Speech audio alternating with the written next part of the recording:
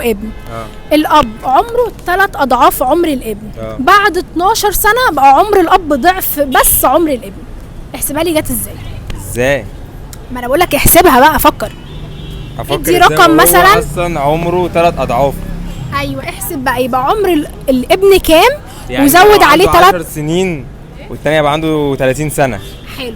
بعد 12 سنه هيبقى هو عنده 22 سنه. 22 سنه. ايوه يبقى كده ابوه عنده 42 هو عنده 22. لا برضه. ايه ده كده مش ضعف. امال ده كده ايه؟ ده كده غلط. لا قولي سؤال تاني. طب انا عايز السؤال ده. مش انت مش عارفه؟ انا بقى عايزاه. ما انا مش هعرفه برضه. ما افكر، ماليش دعوه. اعتبره امتحان جاي لك سؤال ثانويه عامه بقى. انت في سنه كام اصلا؟ رابعه معهد. اعتبره بقى ان السؤال ده متوقف على نجاحك وسقوطك.